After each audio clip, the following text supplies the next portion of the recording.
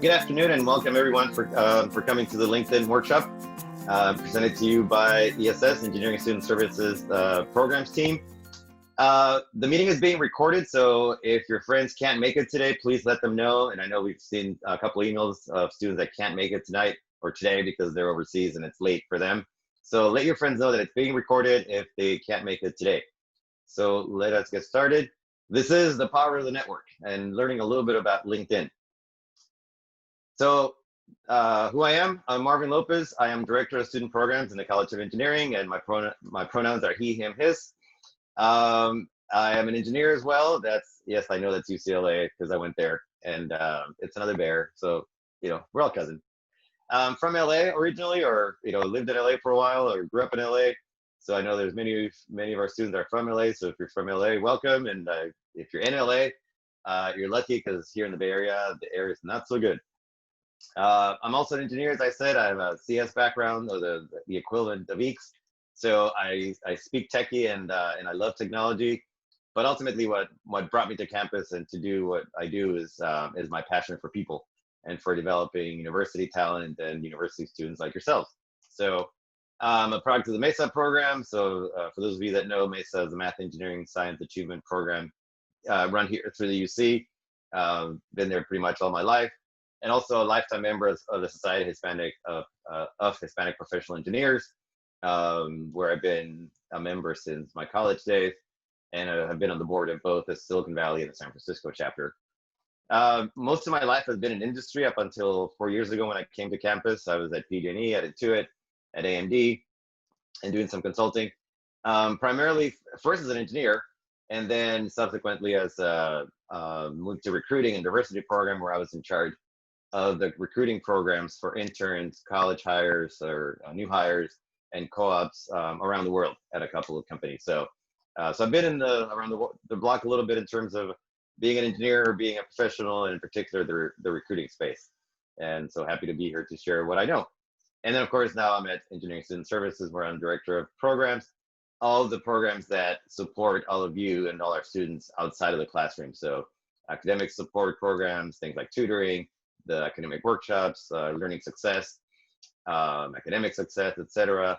Professional development workshops like this, things like the etiquette dinner that we normally would have and will have back when we're on campus, and leadership development programs supporting our student organizations, and things like Leadership, for those of you that have been or heard of Leadership, our 6-day retreat in the Redwoods to learn about leadership, which we probably won't have this coming winter, but we hope to bring back next year. So that is a little bit about me. So today we're going to talk about, first of all, what is LinkedIn? There's lots of things that people think LinkedIn is and what it's for, so we'll talk about that. I'll give you some tips and talk about the profile a little bit, the LinkedIn profile, the top 10 tips from LinkedIn, about LinkedIn. But mostly I want to talk about LinkedIn in. The whole point of LinkedIn is connecting to others, it's LinkedIn in. And then I'll give you a demo of the idea of the feature of groups in LinkedIn, which I believe it's underused. The power and the benefit of referrals, the job section of LinkedIn, and a little bit about the salary feature as well, because it is also a useful feature. And then I'll talk about and close on with a quick discussion of at Cal. This is the network, the Cal network that we created here at Berkeley primarily for alumni, but now it's being expanded to include all of you students to join and connect with alums. So, and of course, when you become alum, you'll be part of that as well. And it's sort of a parallel, essentially a similar tool to LinkedIn and an adjunct, if you will, to LinkedIn, specifically for Cal students and Cal alums. So I'll share a little bit about that. And that's brand new, so that there's more to come in that space. Some final thoughts and a couple of resources and some questions. If you have questions along the way, please put them in the Q&A box. Tracy, who's on my team here at ESS, will be monitoring that and will let me know that there's questions, and I'll address them as we go. So I don't want it to be a lecture necessarily. So please ask questions, and we'll address them as we go. But with that, let's start with first, what is LinkedIn? And let me first, we'll open up a poll to hear from you. What do you think LinkedIn is? So, okay, so basically 50% of you or 48% of you said that LinkedIn is a professional social media, which it is. And 52% of you said that it's a vehicle to connect with opportunities, which is also true. But the other two are also true. It is sort of Facebook without the party pictures, in the sense that it's also a vehicle for you to share, just like you do on Facebook, the things you're doing, the accomplishments, the connections you have, the achievements you made, the opportunities you gained. So it is a little bit of the Facebook approach of sharing, without, of course, the party pictures, as we all know. And it's also a way to get referrals, and I'll cover that in a minute. Not only the idea of referrals themselves, but how to get referrals through LinkedIn, because it's a very powerful tool for doing just that. And that's something that sometimes gets overlooked, as you can see by the response. So the sort of a trick question, it's all of them. It is a professional social media, which means it's sort of Facebook without the party pictures. It's a way to get referrals, and it's a vehicle to connect with opportunities, all sorts of opportunities, mentorship, jobs, conferences, training, learning. So opportunities in all kinds of ways. So thank you for that. And let's carry on. And again, if you have questions, please let me know and let us know. We'll take them as they come. Okay, the profile. As you know, the conversation around LinkedIn is often around the profile, building a profile, a great profile. You know, it's your resume on steroids, it's a resume plus more, etc., which is all true.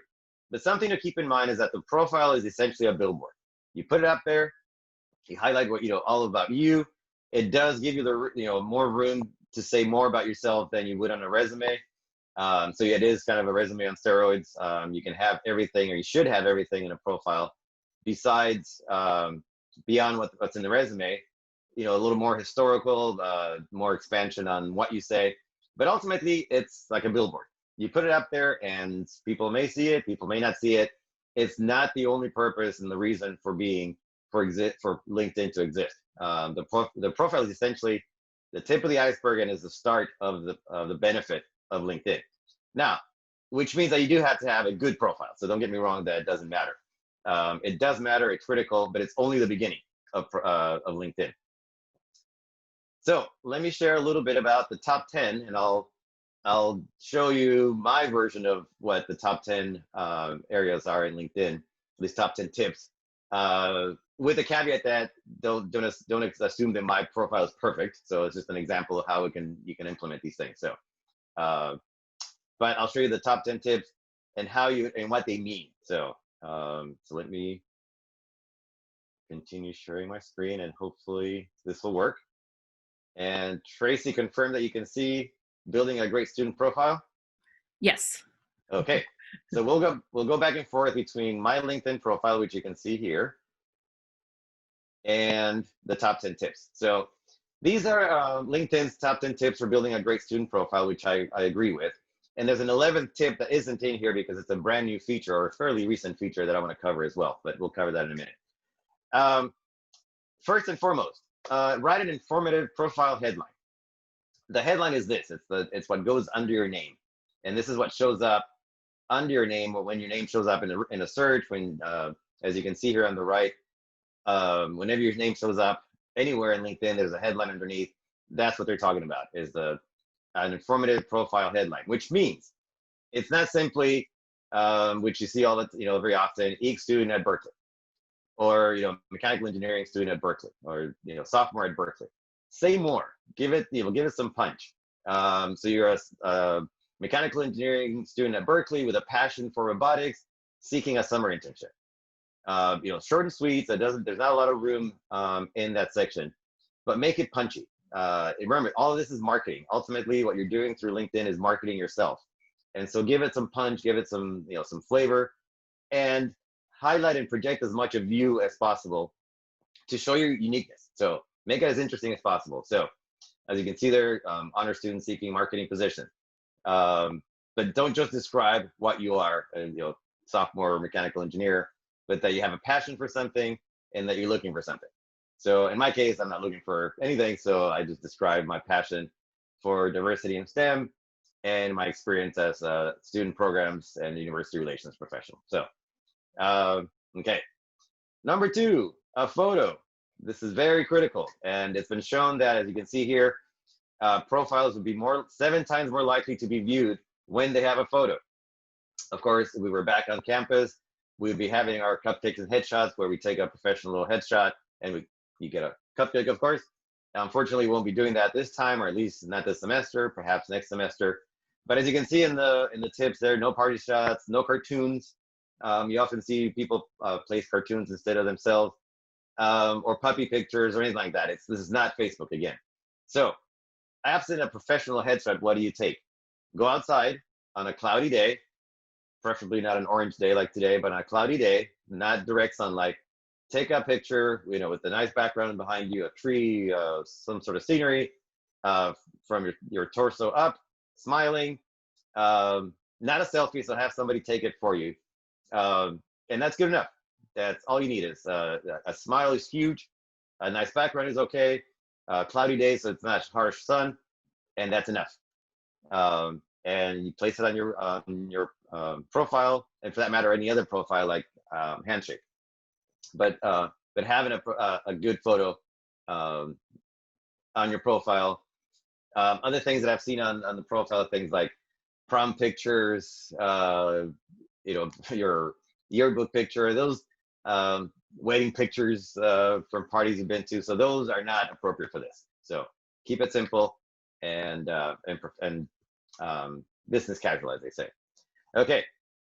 Number 3, show off your education. So that is, of course, down here is your education. And that includes, in this case, you can include all your education. So you can include, of course, Berkeley. If you're a transfer student, you can include your community college.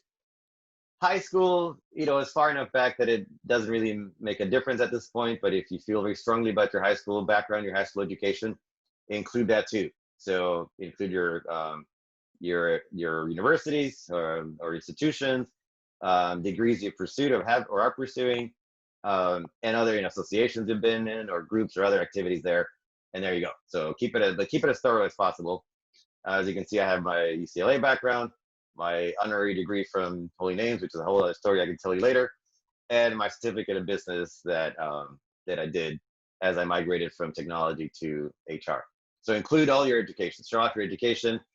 It does mention showing off your GPA and test scores. That's one area that I would not recommend you include. That's something for the resume. It can come across as a little showy to include your GPA and test scores in particular.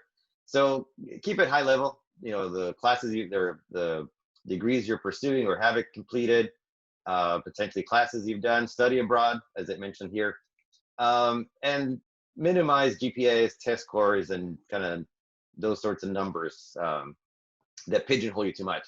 And do include honors. Mentioned here, you see that it mentions honors and awards. So do include that as well. Okay. Any questions so far? Tracy, anything to answer? No, right now we don't have any questions. Okay, so let's carry on. Number 4, develop a professional summary. So this is the summary statement. It is like a few paragraphs of the best written cover letter, concise, confident about your qualifications and goals. So this is this section here under your name. So if you look at there's your name, your headline, and the about. So what they're talking about is the about box. And this should be a paragraph or 2 at the most. I often see the really lengthy about boxes or about sections that are almost biographical. That is not the point of this. It's essentially your elevator pitch. So it's a short and sweet of you that talks about your passions for why you're pursuing your degrees in your field, the experience and the sum total of the skills and the competencies that you bring, and what you're looking for. So it's sort of the basics of you. It is not your biography. It mentions best written cover letter. It is kind of like that. If you've written a cover letter, there's 2 key paragraphs that highlight your experience and what you're looking for, your background. It's that short and sweet.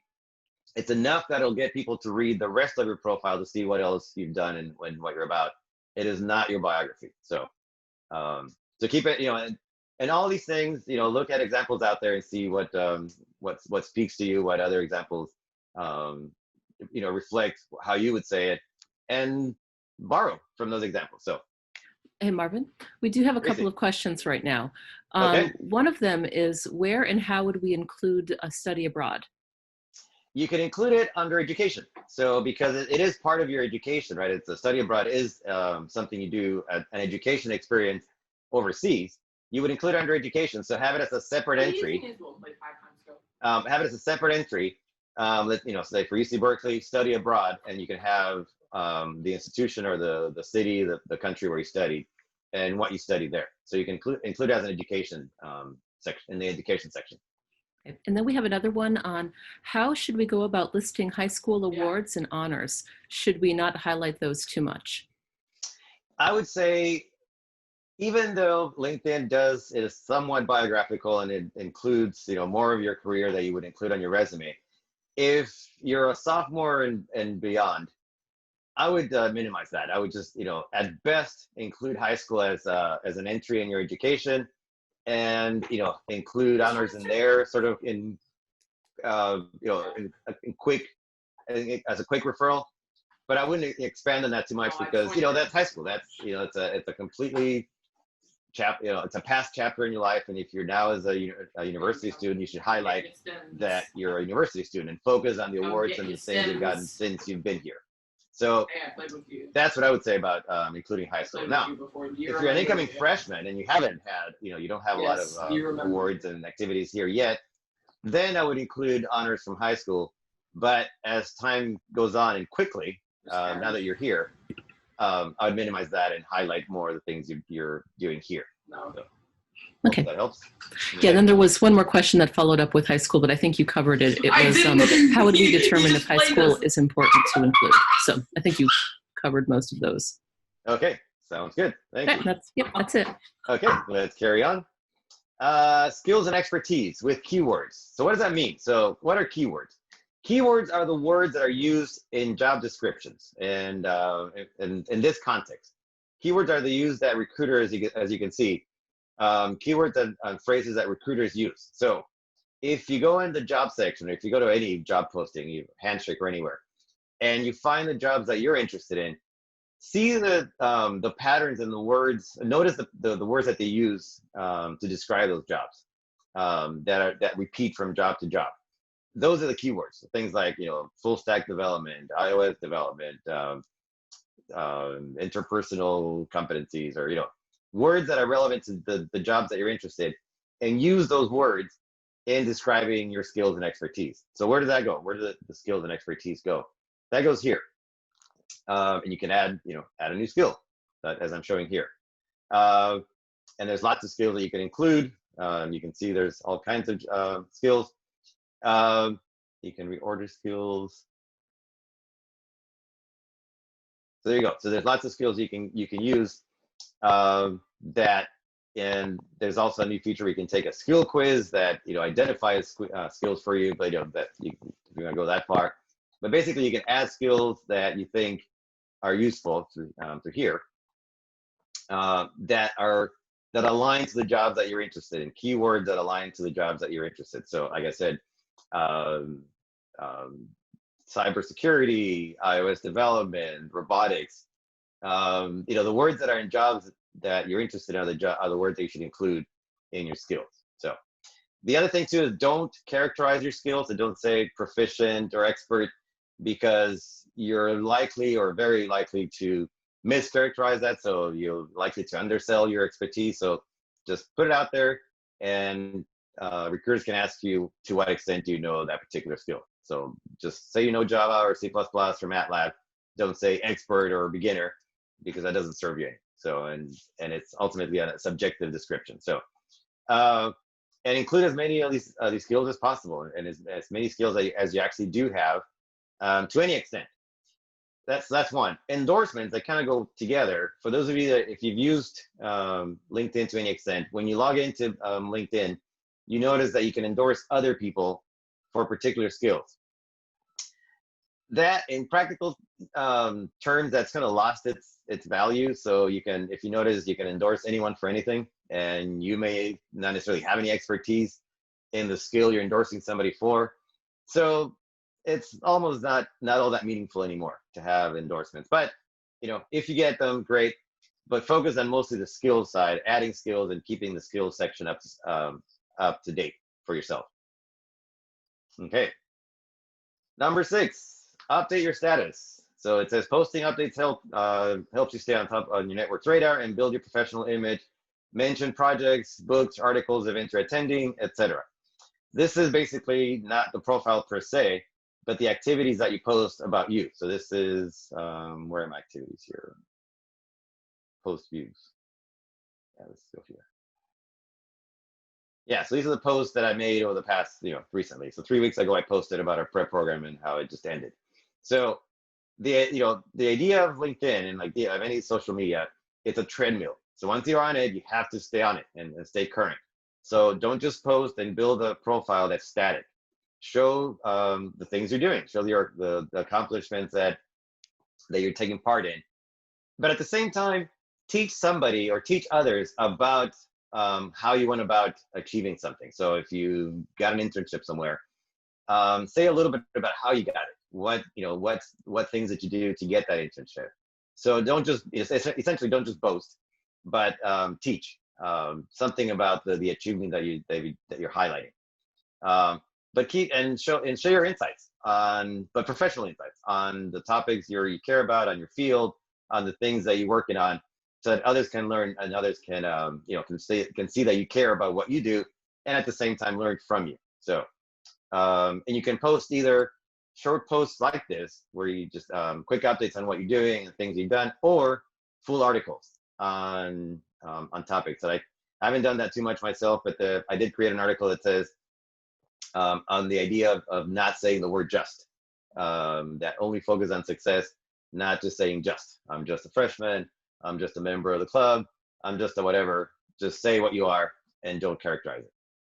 But that is the idea of updating your status regularly. And by that, I do mean regularly. So once a week, post the things that you're working on, the achievements that you're involved in, so that others can see that you're active in your field and that you care. Okay. Number 7, show your connectedness. So let me come back to that one, because that's a whole other conversation around groups, and that's really important. So I'll cover that in a second. Number 8, recommendations. These are really important. So as you can see, the best profiles have at least one recommendation. For every activity that you're out there involved in, internship, your clubs, research, whatever, ask the people that you work with, your mentor, your supervisor, your PI, your faculty, your professors, for a recommendation, because these do matter and people do read them and recruiters do read them. So if you go down here on the recommendations section, they're basically recommendations that recommendations that somebody can write about you on something, or about something you've done with them or for them. So as you can see, my former boss wrote a recommendation there. Blanca, who I used to work with at San Jose State, wrote another recommendation. And people do read these. And then basically, they come from other members, so they have to be on LinkedIn as well. And the cool thing about that is that you can ask for a recommendation, which is 1. And 2, you get to see it before they post it. So if it's not that strong a recommendation, you can just ignore it. Or at least you can ask the recommender to adjust a little bit. So, so you don't have to take it at exactly at face value. You can make sure that it's exactly what you want you want said about you. So they're really important, and as many as you have as possible, the more the better. There's no such thing as too many recommendations, and in particular for a variety, and as the tip says, diverse recommendations from all the activities that you've done. So research, internship, study abroad, clubs, anything they've been involved with. Okay, any more questions, Tracy? There's one right here. It's, what's a good way to list research that you've been involved in? So research is ultimately, thank you. Research is ultimately an experience, right? It's not education. So it's really essentially a job, if you think about it. So you're delivering something, knowledge, analysis, whatever, and you're gaining skills. It's ultimately like a job. So you would include it here under experience as a job. So you'd include, your title, research assistant, research analyst, whatever, where you do it, the dates, etc. And then describe the work that you did as if it was a job, because it is. So bottom line, under experience is the place to do it. And those are all the and questions. And something to keep in mind is that because it's LinkedIn, you can add pictures, you can add videos, you say more than you would on the resume. So, being mindful, of course, of what you can disclose. So don't necessarily disclose things you can't or not supposed to. But if you can, add pictures, add videos, illustrate more of what you've done than just describing it. So, sound good? Yes. Okay. And there's one more here. How should we ask for a recommendation? Through the option on LinkedIn, or in person, or by email? I would recommend that you do it not through the system, but by email, or preferably, it depends on how well you know the person, I think. But it's better not to do it through the system. It's a little informal through the system. It's a little sort of distant. I think it's better by email, or preferably on a phone call. Something a little more personal. At the least by email, so that there's a little more personal feel to it than through the system. But you can do it through a system as well, and it's as simple as you find a person that you want to ask for a recommendation of, and let's find somebody here for me. Oh, let me ask Tracy.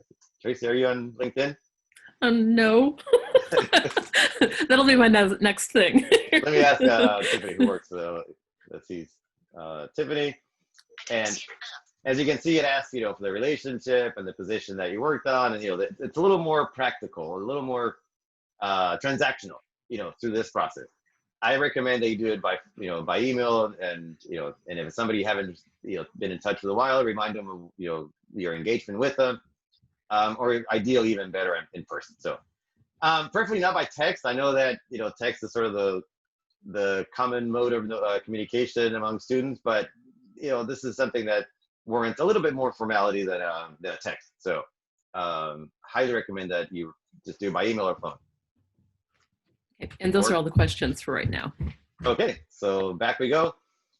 Number 9, this is hugely important. If you're putting your resume, your LinkedIn profile on your resume or business card or anywhere else, is claiming your unique LinkedIn URL. I know that many of you know this, but some of you don't. I've seen the LinkedIn profiles, and that's here. If you go to on your profile in the top right, you click on Edit Public Profile, and here it says Edit Your Custom URL. So if you haven't updated your URL, customize it. What initially starts with is your name and a big number, this big long number that it's actually your index number for where you land in the database of users of LinkedIn. So it's this big long number. Obviously very unwieldy, really awful name to read. Doesn't read well on your resume, on your business cards, etc. So change it. Hit the little pencil and change it to something more readable. I lucked out that I was able to use Marvin J. Lopez. For more common names, it's hard to get just first and last. So you might have to add hyphens or underscore or initials or a number, but try to make it more readable than just the original ID and this big number. So very important for your resume and anywhere else that you'll be using the LinkedIn profile. Okay. And finally, share your work.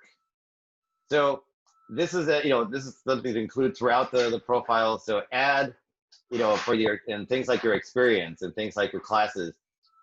Share, videos, pictures, presentations, things that illustrate the point a little more. Excuse me, it's a little noisy here.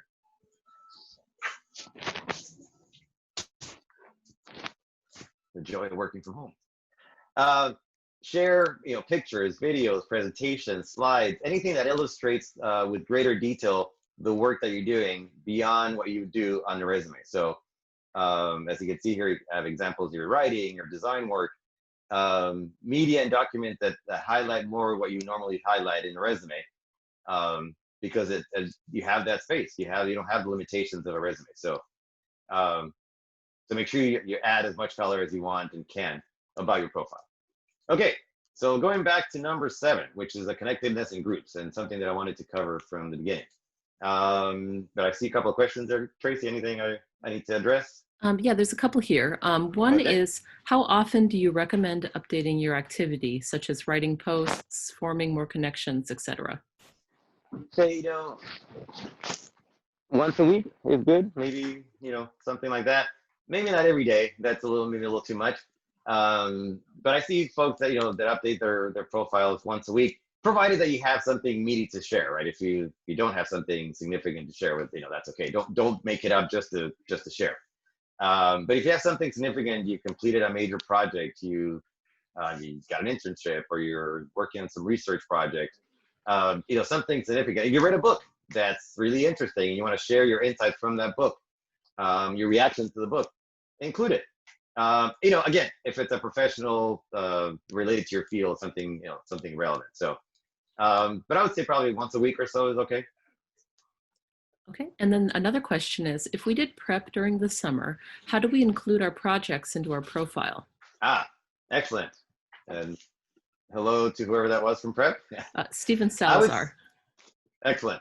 I would say include it under projects. So if you go back up here under profile section, as you can see, I didn't have everything that I've ever done on my profile. But if you go under accomplishments, and there's a section for projects, that's a great place to add prep projects or class projects, which is essentially what the prep project was about. So class projects, even if you're involved in a student club and you have a significant project you're working on, prep project, something like that, this would be the place to include it, because these projects are assumed to be either in the classroom or in a sort of co-curricular experience. So projects are a good place to put it.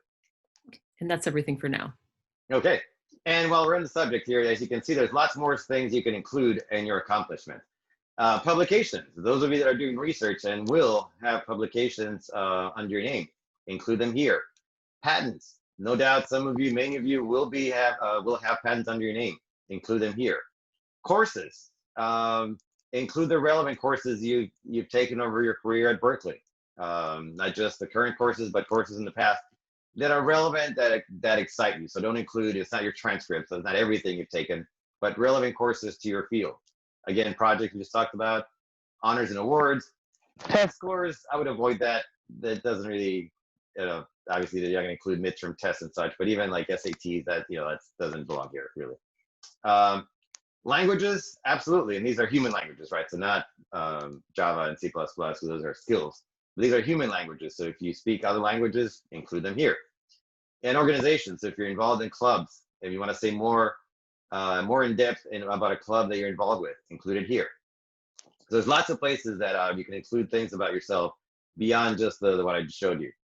Again, the posts, the articles, all the work experience.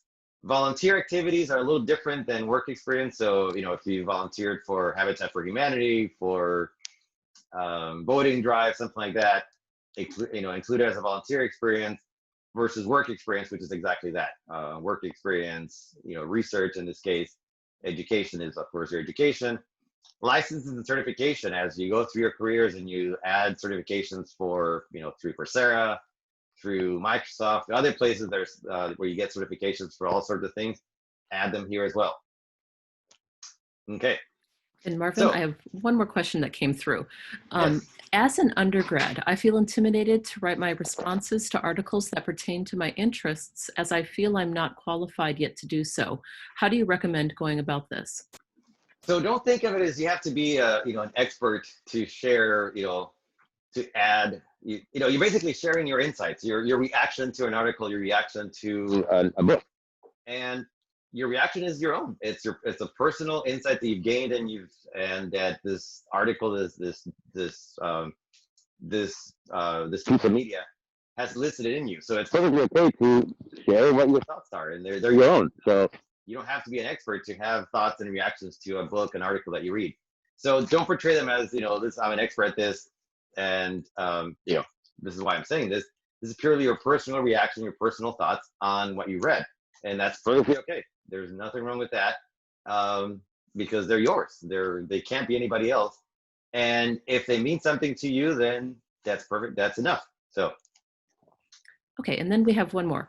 Should we include any leadership roles from high school clubs in the work experience if we don't have any internships yet as a freshman?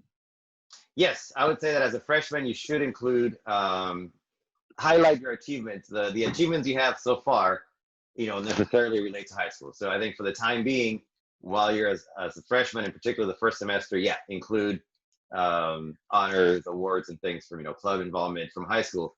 But remember that should be going away pretty quickly, or at least you should start minimizing those and really reducing or essentially shrinking the presence of those, and highlight more of the things you start doing here at Cal. So you start getting involved in clubs and you start getting honors and stage, and activities here. Highlight those even more, and start minimizing the high school. So kind of this sort of thing, because that recruiters will care about the work you're doing here now as a Berkeley engineer, the things that back in high school got you to Berkeley, but what they will care more about is the things you've done at Berkeley. So does that help? Okay. That's everything. All right, so back to groups. So groups are literally that. So groupings of LinkedIn members, people that are on LinkedIn with a particular affinity. There's thousands of groups and thousands of subsets of LinkedIn members for all sorts of topics. Professional, sort of social, affinity, diversity, you name it, it's out there. And what's cool about a group is that once you join a group, because all the groups you have to ask to join. So once you join a group, you can email or message anyone in that group without being connected to them directly. As you know, or for those of you who don't know, on LinkedIn, you can't message somebody unless you're connected to them, or unless you pay the $30 monthly fee or whatever premium membership in which you can email anybody. But you don't have to do that. So if you're not connected to somebody directly, one way of doing it is by joining a group, and anyone that's in that group with you, you can email directly. You can also post in that group, and it's automatically going to anyone, the members in that group who already have the same interests as you. And that's a great way to post questions about your field or about a particular area, to post the fact that you're interested in, if you're looking for an internship or looking for some connection. So it's a great way to connect with subsets of LinkedIn members who have just your particular interest. So for example, to show you the groups that I'm part of, if you see down below, actually, what's the best way to show this? Okay, here. So groups are here on the left, on the right side. You see the little dial pad or the 9 dots. You click on that, and it shows you groups. So the groups that first show up are the groups that you're part of. So these are the groups that I'm in. There's Intuit, because I used to work there. National Association of Colleges and Employers, because I'm involved in recruiting. Prep and T-Prep, for those of you that know that have been involved in Prep and T-Prep. SHIP, the Premium Career Group, etc. So a lot of recruiting related type of groups. And basically, I've asked to join those groups. What happens is the owner of that group will look at your profile and see, is there a connection between you and why you're interested in this group? And if there is, then you join. And they'll let you join. Once you join, then you can do things like, I'll just click this one, for example. So there's the National Association of Colleges and Employers. These are all people that are involved in college recruiting, which I used to be. And so you can post, topics around recruiting. If I were looking for a job, I would post here that, hey, I just finished whatever, and I'm looking for my next opportunity and next adventure, etc. You can connect with people. It's got 33,000 members, 34,000 members, so you can see them all, and you can search for various criteria. So you can hone down on who you talk to within that group that you wouldn't otherwise have connection to. So it's a great way to get connected with people that are specific to your field. So out of curiosity, let's say if you're a mechanical engineer and you're interested in robotics, so you look for robotics in groups, and 1,900 groups show up related to robotics. So there's industrial robotics, analytics, marketing, IEEE, the IEEE robotics section, or the robotics section of IEEE, etc. And any of these you can join. So let's look at robotics programming and development. This person owns the group, so you can request to join. What they would look is, they would see, am I involved in recruiting? Am I a mechanical engineer? And assuming that I am, they would allow me in the group. And then once I get the notification, you can go in and post and connect with others. It's a very powerful way to get the word out there and get connected with other people to get introductions, to get opportunities, to connect with others that you wouldn't otherwise have, because these are subsets of people that are that have the same interests as you. So leverage these groups. Find as many groups as there's no limit on how many you can join. Find as many groups that are relevant to what you do, what you care about, your major, your field, and connect with others through that, because it's a powerful way to get connected and get referrals, which is the next thing I'll mention. Questions about groups. I know that's a big new topic that a lot of you don't know. So anything that I haven't covered that you're interested in? Nothing has come up yet. Okay. So that's groups. Something else I was going to mention. Oh, the newest feature or a recent feature in LinkedIn, that those of you that are on LinkedIn and have probably seen people that have a green ribbon underneath their picture, it's because of this box here in a dotted line that says, show recruiters you're open to work. If you're interested in opportunities, if you're looking for an internship or a job, this is a way of explicitly and directly highlighting to recruiters that you are interested in opportunities. So if you click get started, it allows you to say what kind of jobs are you interested in. So let's say if you're looking for, I don't know, a robotics internship, robotics engineer. I don't know why I'm picking on that, but let's go with that in the San Francisco Bay Area, but you can include any other location, and you're interested immediately or flexible. So I would say, because you're applying immediately, even though the internship is not happening until the summer, I would say immediately, and you can select internship, right? Because you would not be looking for internship full-time, or maybe you are, but you can select internship instead. You add it to the profile, and then I'm not looking for anything, so I won't select it. And then what happens is you get a green ribbon underneath your picture that says, looking for opportunities. And then when they click the link, recruiters will know that kinds of roles you're looking for, and when you're interested in applying, whether it's an internship or full-time, and what locations are interested. So that's it's a very powerful way of putting yourself out there, that recruiters can then find you, and systems can, when they do searches, they can find you through this feature. So do not let that go. So take advantage of that feature and turn it on if you're looking for an internship or a full-time role right away. Okay. Questions about that? No. We'll second to ask questions. Okay. Yeah. Let's see. What's the next piece that I was going to cover? We covered groups. Jobs. I guess we can talk about jobs. Salaries. Let's talk about salaries. So salary is another feature of LinkedIn. It's like any other. The one caveat I'll give you is that these are self-reported salaries. These are not studies from the labor department or HR survey. These are just what people happen to submit for their jobs, and so it's not scientific, but it's fairly accurate. So if you look for, let's say, mechanical engineer in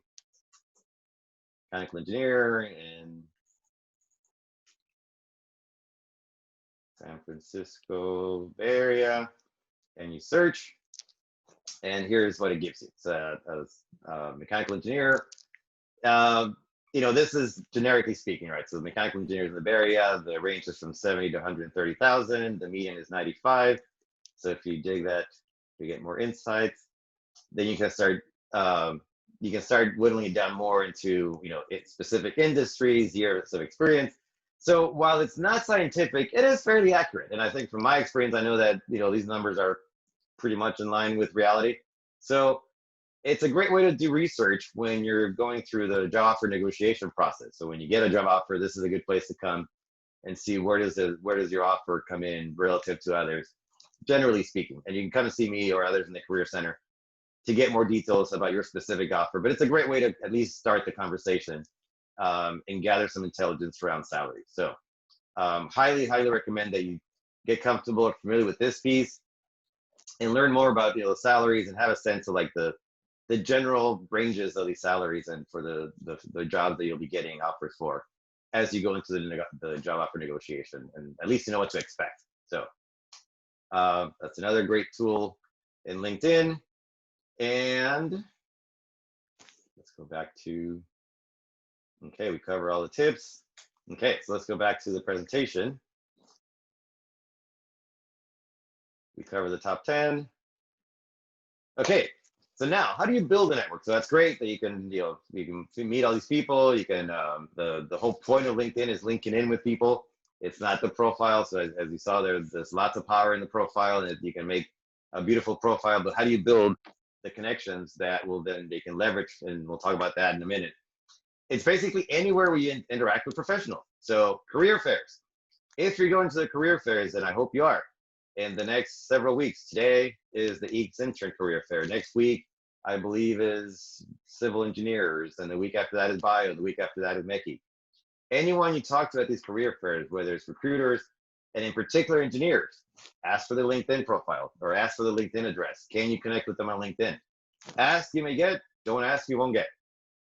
When you have interviews, ask your interviewers, in particular if the interview feels to have gone well. Ask if you can connect with them on LinkedIn. When you go to conferences and you're out connecting with, or at presentations, workshops, meetings, ask people if you can connect with them on LinkedIn. When companies come to visit campus or virtually through info sessions or tech talks, ask engineers if you can connect on LinkedIn. At networking events, and for anything, your departments, the ones that we host in ESS, through the Career Center. Anytime you interact with a professional, that's a great place to ask if you can connect with them on LinkedIn.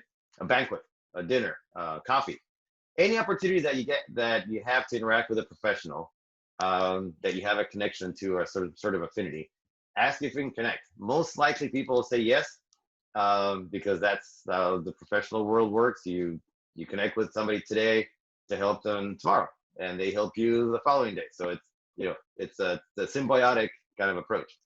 But don't connect by doing random searches. And I get this all the time, where people find me for either by my title or my role that I never met, of places I've never been to, and they ask me to connect.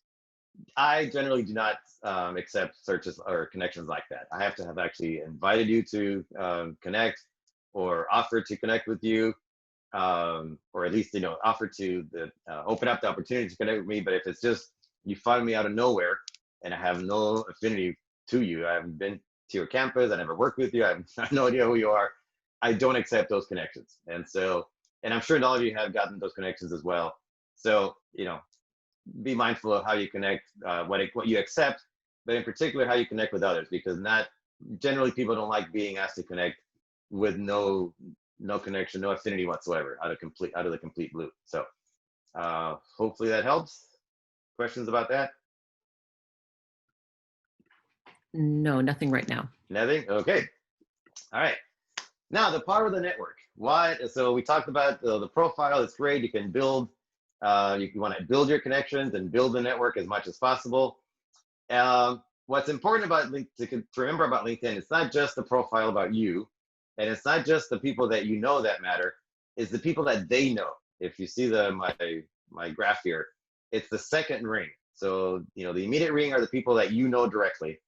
But what's really powerful is that second ring, is the people that your friends know, the multiplier effect. So through for example, my direct connections, I have access or potential access to something like 1 million people, because I have something like 1,000 connections directly, but through their connections, it expands to something like 1 million.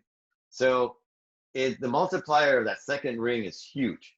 And why is that important? Because of referrals. The whole point, or not the whole point, but one of the most powerful purposes of LinkedIn is getting referrals, is getting connected with somebody who knows somebody who can say that you are a great candidate for this job, or for this research opportunity, or for this this training, for the development, for something. It's not that they give you jobs just like that, but that it's a way to get to the front of the line, to get consideration that you may not always get, to stand out among the hundreds of candidates that now hiring managers have to look at. So referrals are a hugely powerful way, and something that you gain through the network and by the friends of the friends that of the network that as you build it out. And how does that work? Let me show you in 1 minute. We'll do a quick demo. Tracy, any questions? Yes, there's one here. Should we be mindful of who we connect with? Should we focus more on professional connections? And should we connect with friends and students? Yes, I would say all the above. Absolutely. Professionals for sure. I know it's Let me put it this way. Friends, yes, absolutely. Your peers have networks of their own, and they know people. They have friends of friends. Faculty, absolutely. They also have, good networks, and they're well connected with others. Kick something. And professionals, yes, to the extent that you think this particular person that they're either asking to connect or that they're asking you to connect has some sort of connection or some affinity with you. So they're in the same field as you or at a company that you're interested in, because there are times when you get invited to connect by professionals that you've never met or people that you just don't know. And so be mindful of accepting invitations for people you don't know, but also asking of people that you don't know. So it's kind of a two-way street. But I would say, certainly peers, your friends on campus, absolutely. Your colleagues at internships, absolutely. Your faculty, definitely. All of us, staff, if they're individually okay with it, go for it. And professionals, to the extent that you have a connection with. There are people that get on LinkedIn to sell things, to promote programs and to recruit you for all kinds of other things. So be mindful of and do some homework as to who is this person connecting with you. But otherwise, yeah, I think there's no harm in that. Okay, and then we have another question. Should we write descriptions for jobs under the experience section on LinkedIn in whole sentences or in bullet points? That's it. This one is one where it depends who you ask. So there's one that's there's no hard and fast, I guess. I would say because you don't have the limitation of LinkedIn of a resume, you don't have to write it in full prose. In other words, with pronouns and full sentence, because it's assumed, just like a resume, that your entire profile is about you. So you don't have to say, I did this or I did that, because it's assumed that it's about you. But having said that, I would say you can be more explicit, more descriptive, and more thorough in how you describe your profile and your experiences than you would on a resume. So I would say so closer to a bullet style than full prose.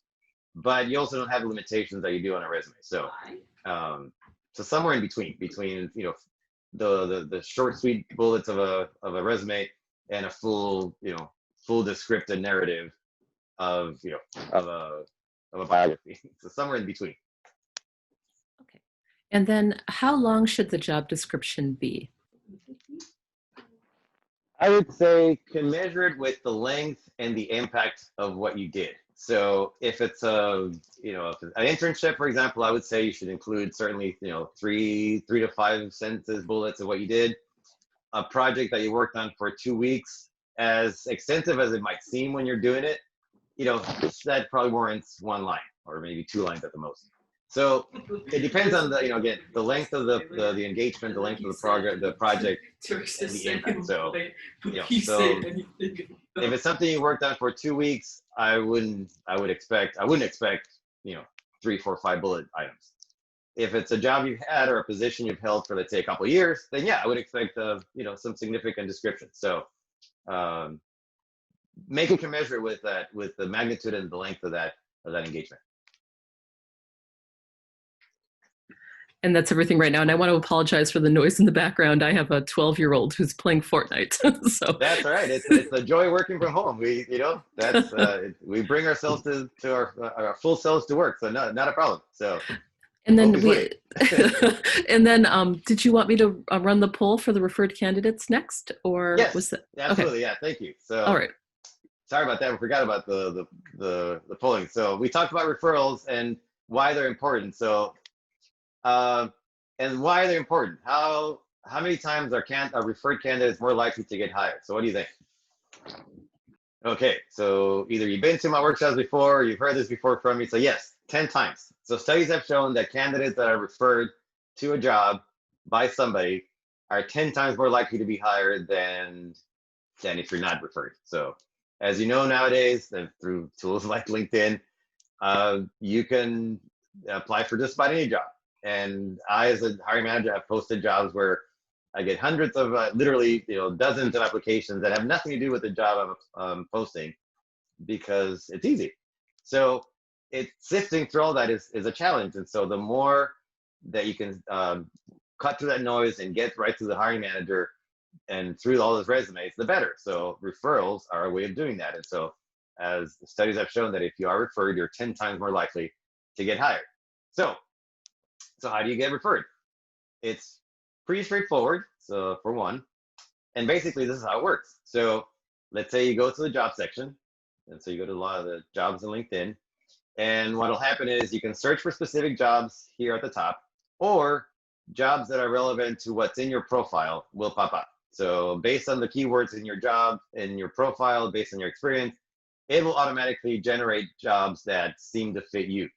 And so let's say in this case, there's jobs that apparently are related to me, and some do and some don't. This one here seems interesting. So which one sounds good? Employee engagement specialist, sales skills, corporate manager programs, director of engineering. There was one that popped up earlier that I thought was interesting, but I guess that got filled. So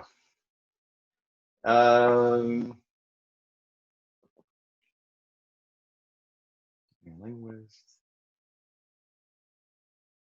products and security. Well, let's go with this. Let's go with this one. Infrastructure. Let's go with this one. Let's say there's a job at Apple that's an employee engagement specialist in the Maps division. So employee engagement specialists are people that work in HR that have programs to engage, to help employees be more engaged in their work with the company and so forth. So it's kind of fits with what I've done in the past. So not directly, but it's kind of cool. But it's Apple, right? So that's not bad. So I look at the job and say, okay, who do I know? So it says I've got 15 connections at Apple. So the first thing I would say is, okay, look at the job and see the descriptions and whatever.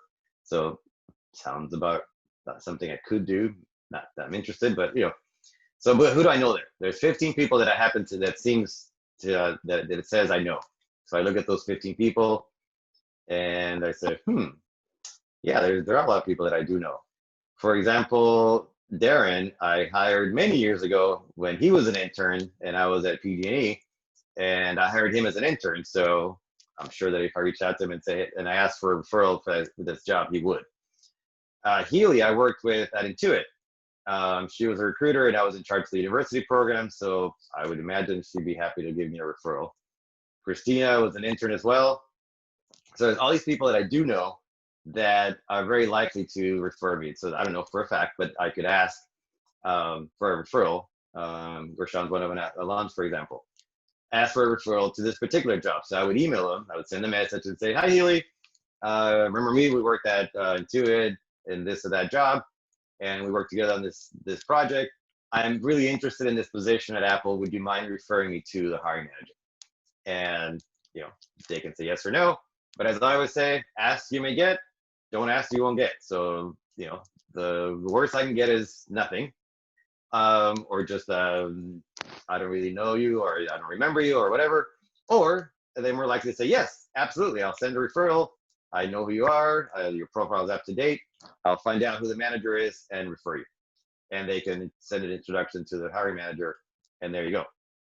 And it's really as simple as that. Is where there's somebody there at a job at a company that you're interested in that can say a good word about you. So that's a direct connection, right, with somebody that you know directly. Now, there's a case or cases where you don't know somebody in that company directly that you don't know personally. But let's just take a chance here with this particular director of academic programs at Western Governors University. I've never heard of them, but what the heck. And it says 15 alumni from UCLA are also working there. So not directly to me, related to me, but they're second degrees, which means that somebody between me and them is a connection. So let's say Josephine is a senior lead somewhere in the company. Let's say Joanne, she's a VP. So that sounds like a pretty high level position. And so I'll see, how do I know Joanne? Does it show me? It does not show me. How do I know her? Interesting.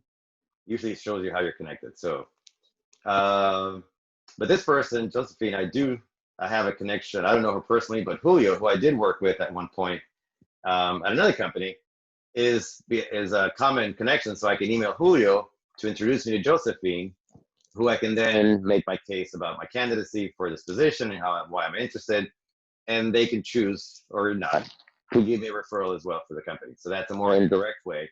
But more than likely, they'll do it because that's the whole point of people being on LinkedIn is to do this exact thing, is to refer others to positions and opportunities so that when your turn comes to ask for a referral, you get, you can ask others. So it's a symbiotic, social network where you offer support and you get support. And that's really the extent of it's as simple as that, is finding people that know people that can get you in front of hiring managers, in front of decision makers that you wouldn't otherwise have the ability to. So questions about that? There's nothing right now. I see, yeah. Oh, yes, one just came in. Yes. Could you repeat the best way to ask people we don't know for referrals? People we don't know. So do you mean the second degree connections? So not direct connections, the indirect connections? It sounds like that. The people that they don't know. Oh, okay. So if somebody know, you obviously can ask right. So I'm guessing it's this approach. So let's say in this case, Josephine is a lead at this company. I don't know her, but Julio San Clemente, I used to work with somewhere in my past. I worked with before. And I would ask Julio to introduce me to Josephine. And I would say, Julio, I know you know Josephine at this company. I'm really interested in a position they have. Would you mind introducing me to Josephine to make my case or to get connected to this position at at Western University, whatever. And Julio might, would introduce me to her. And what she does with it is up to her, right? It's no guarantee that she'll refer me, no guarantee that she'll do anything. But if her connection makes the introduction, or her connection is to somebody she trusts, it's very likely that she would. So, you got to try all the different angles and as many angles as possible. So I would, if I was really interested in this company, I wouldn't rely on just this one connection. I would try as many as possible to get that referral. But does that help? Here's another one. Okay. If there's a job opening on LinkedIn for a job we want, and we don't have any first or second degree connections, should we just apply normally, like submitting a resume, or should we try to make some connection that works there? Both. Regardless whether you have a connection or not, you should apply directly, because ultimately the referral is to get the connection or to get the introduction to a hiring manager, but ultimately you have to apply. So regardless of whether you're referred or not, you have to apply. So apply no matter what. And if you don't have a connection, then still apply, and and see where it goes. And this is where the groups are so important. Where I mentioned groups are the groups of LinkedIn users, because you can, if you have a group in that field and that's in that area, you can ask in your group, hey, did anybody know somebody at company X? Or anybody works at company X, I'm really interested in a position there. It would love an introduction. So this is why it's important to join these groups where you might come across somebody that has a connection to that company and could introduce you. But if you didn't have any of that, apply anyways, and and see where it goes. So always apply. Never take yourself out of running. Let other people do it. That looks like that's all for now. Okay. And that is the power of referrals. So it is really as simple as that. And it all hinges on building your network over time so that you have more of these, not only the first ring, but the second ring of connections. So, and if you have any questions, please let me know. Okay. So now switching gears a little bit while we have a little bit of time to the @Cal network. So the @Cal network is at Cal Berkeley, at cal.berkeley.edu, is a homegrown network that we created here at Cal specifically for alums and students. And if you go to cal.berkeley.edu, you're already there. So we've already added you all to the system, not just the alums, but now we've added students. So the first two colleges in the alumni network as students are the Haas School of Business and ourselves. So all of you engineers are already in the system. So again, it's our own homegrown network for alumni and students. And it's basically for a similar purpose like LinkedIn, for connections, for networking, for mentorship. but it's exclusively of Cal alums. So all those that are in here as alumni have expressed or know that they're doing it with the understanding of wanting to help all of you. So, and of course, when you become alums, you'll be offered to be part of this, so you can do the same for your successors. You log in to, I believe it's using your CalNet, your Cal ID, so the ID on your card, if I'm not mistaken. So, go online and find out and find out exactly how you log in. But you log in because it's different than for staff. But it's fairly straightforward. You log in, you update your profile just like you would on LinkedIn. You activate it so it's public, and this is really important so that others can see it. And then you can find others like you who have actually also activated their profiles to connect with. So either you connect with them directly, their email will be visible, or to the contact button on the system where you can email them directly through the system. And they'll get the email without having to log into the system, which is a cool thing. So it's not like LinkedIn where you have to be in LinkedIn to see the message. Through this system, it's essentially acts as a middleman between the system and their personal email. So whenever you reach out to somebody, they'll get the email from you. And if they have a public profile because they're interested in connecting. So it really is as simple as these 4 steps: getting started, update your profile, make it public, and connect. Find, do a search on alums based on companies they work at, their fields they're in, their majors, and connect with them. And just like you would in LinkedIn, you politely ask for whatever it is you're looking for, whether it's mentorship, information, a connection, a referral, and leverage the network, just like LinkedIn, leverage this network as well. There's more coming about it. So we'll do a bigger campaign around at Cal, more training, more sessions, but I wanted to give you kind of a sneak preview of what's coming. And the fact that you are already all in the system. So that's a powerful thing that you can start leveraging it now. So it's not for later, it's already there. So questions about this, because this is truly hot off the press. Nothing has come in yet. Wait a second. Okay, I'm guessing they're digesting the value of this. I think it's really cool because it's an add-on, an enhancement to LinkedIn, because you still want to use LinkedIn. It's a broader network, and many of the alums that you'll see at Cal are on LinkedIn. But the at Cal system is specifically for Cal alums, for Cal students. So it's sort of a subset of LinkedIn, if you will, specifically for the Cal world. So it's kind of cool. All right, some final thoughts before we go. Remember that LinkedIn is a treadmill, so don't put the profile and just let it be. You have to stay on it. You have to stay current, update your activities, your achievements, share your insights and your thoughts, teach others something from your experience, but it's a treadmill. Keep it current, keep it fresh. POV, it's your point of view. Share your thoughts on the things you're doing, the things you've experienced, the things you've achieved. Connect with others. So expand your network by connecting with others through all the activities that I mentioned, conferences, networking events, etc., whether they're virtual or not. So the fact that they're virtual does not preclude you from connecting with others. Leverage it. So at some point, do ask for referrals, for connections, for introductions, and be a resource as well. So don't just leverage it for you, offer you to be a resource for others. So if you have a connection that somebody could be, they could be of use to somebody, make yourself available to them and have fun with it. So, learn how to use it, learn all the little pieces that it does. It constantly changes. It's constantly updated. The features keep moving around, which is kind of a little bit of a challenge, but have fun with it and leverage it to achieve all the things you want to achieve. Some resources, profile tips on LinkedIn or for profile, 7 ways that college students can benefit from LinkedIn, etc. So there's all sorts of resources out there and tips on how to make LinkedIn work for you. Last minute questions before we close. Nothing has come in. Okay. We'll can wait a second or two. Yeah, let's give a minute. Some great questions have come in, so happy to answer any more questions. Okay, going once, going twice.